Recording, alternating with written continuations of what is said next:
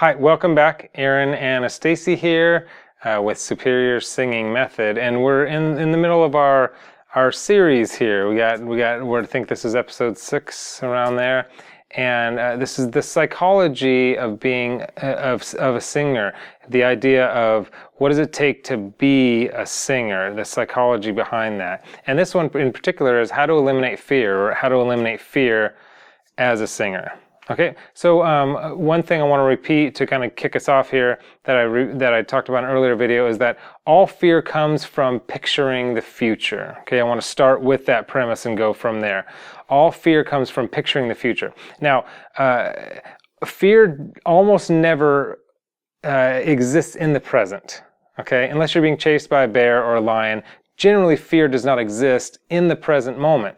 Like if you're watching this right now, unless you're thinking about something you're scared of that's coming up or that's happening, there's an anxiety around a certain thing, fear doesn't actually exist in this moment. There's no reason to be fearful in this moment. Okay, so I just want to throw that out there to understand that when you're in fear, understand that you're picturing the future and you can change that. You have a choice to think about what you want to think about in that moment. And when we get locked into the present moment, it often eliminates fear. That's just one thing. I've got several things that I want to talk about of how to eliminate fear as a singer. So, if all fear comes from picturing the future, one thing that exacerbates that fear, one thing that just cranks the level of that fear up is procrastination.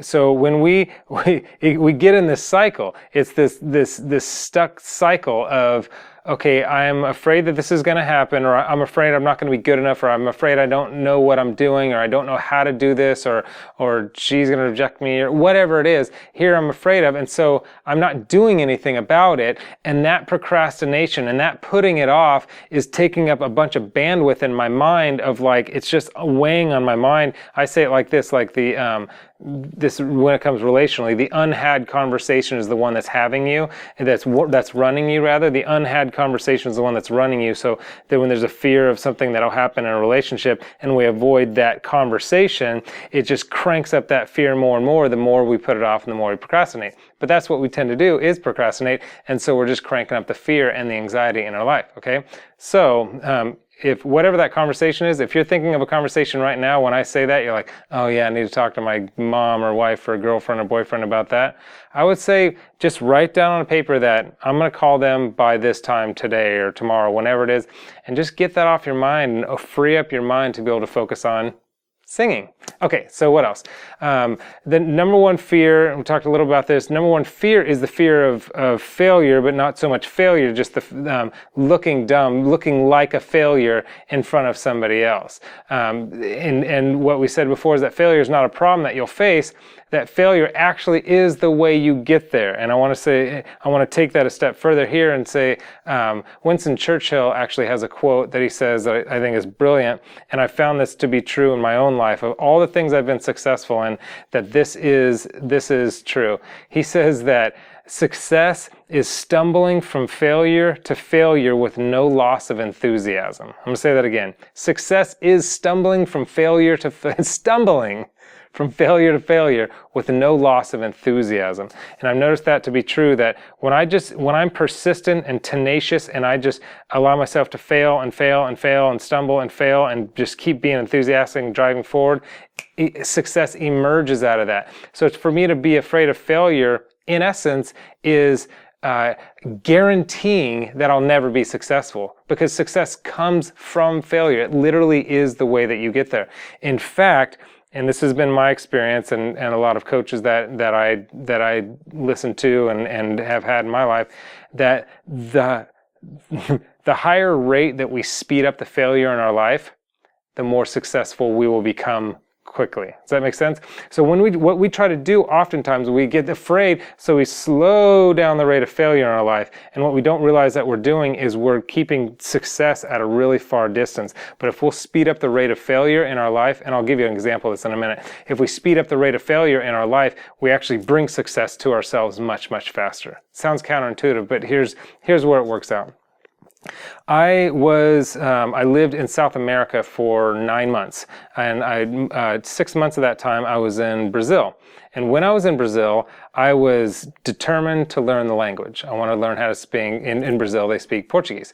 And I was determined to learn the language. And so I would study for about 2, 3, 4 hours a day in this book and do these sentences and all that stuff. And then I'd just go out, and I had made a bunch of friends, and I would just have conversations with people. And I looked stupid. I sounded stupid. I failed. People laughed in my face over and over and over and over because I sounded ridiculous, because I didn't know the language. But every day, and when I went out there, and the more I put myself at risk to fail over and over and over, the more I failed, the quicker I learned the language. And so fast forward about, I'd say about 3 months, and I was really obsessed with like the accent too. I didn't just want to learn the language. I really wanted to sound like a Brazilian. I wanted my accent to be really, really clean. And so fast forward 3 months later, and I walked into a room, and there was a room full of maybe like 10 or 12 people. I was part of this mission organization. We were like, building churches and helping kids, whatever. And I walked in there, and I asked in Portuguese. I said to somebody, "Hey, does anybody know what time it is?" But I said it in Portuguese. And somebody told me what time it was, and looked behind. It was a friend of mine. His name was Paulo, and he said, "Oh my gosh, I thought you were Brazilian." And to me, that was the biggest and highest compliment. And this isn't about, "Oh yeah, I'm so great." It's not about that. It's just the idea that the more I'm willing to fail, the quicker I get to success. And I know I'm beating this like a dead horse. I want you to get this. I want you to rewire the concept in your mind that risk and failure literally equal success. And we're so afraid of it, but the fear of it kind of keeps it at bay for us. So, yeah. One last thing. Yeah, I was gonna wrap up, but I don't want to forget to say this, because I really like this. The way we eliminate fear, and it's kind of stuff that I've been talking about in this video, if you have a very specific fear, whatever that fear is, just think right now of one fear that you have. The way to eliminate that fear, let's say I have a fear of singing or speaking in public. I have a fear of singing in front of people. You want to eliminate that fear, sing in front of people. I know it sounds crazy. It's like, well, I'm afraid of that. Okay, I heard you. I know you're afraid of that. Just do it anyway. And so what happens is when the action actually eliminates the fear, and if we take that action enough time, it eradicates the fear. So the way we get out of fear, whatever it is just to do the thing. Just do the thing. Just pretend you're a robot with no emotions, and you don't care what people think about you, and just do the thing. Okay, there's a quote, and my point there was that when you do it, you eliminate the fear for that moment. When you do it over and over and over and over and over again, you completely get rid of that fear. One quote that I love is a quote that says, and I can't remember who said this, but you can probably Google it, and it was, "Show me a man who's afraid to look dumb, and I'll show you a man or woman that I could beat every time. Show me somebody who's afraid to look dumb, and I'll show you somebody I could beat every single time." Because lose face. When we're trying to save face, and we're trying to look cool, and we don't want to look dumb and all that stuff, that's fine, but that's not where success lives. Lose face. Just go out there and just be like, I'm going to choose that I'm not going to care. I'm going to fail my way into success as a singer, as whatever. Okay, so that's it for this video. I want to say believe in your bigness. There's more in you than you realize. And for my number one vocal exercise, the one I use every day and love and really helps, and a lot of other good techniques and content, click this link here, or you can click the link below. If you haven't subscribed yet, do so, and because there's a whole series of these videos coming out. And leave me a comment, because I'm writing a book about a lot of this content, the psychology of being a singer, and I'd love to just hear from you. Whatever you think is good or is not so good, and tell me why. And I'd love your feedback, because I want to write this book for you, to serve you and to serve people around the world, in order to really learn how to be a singer and not just do the vocal exercises. That's great, and the techniques, that's all great, but to be a singer and really get out there and let your life really transform. Okay, well, have a good rest of the day. We'll see you next episode.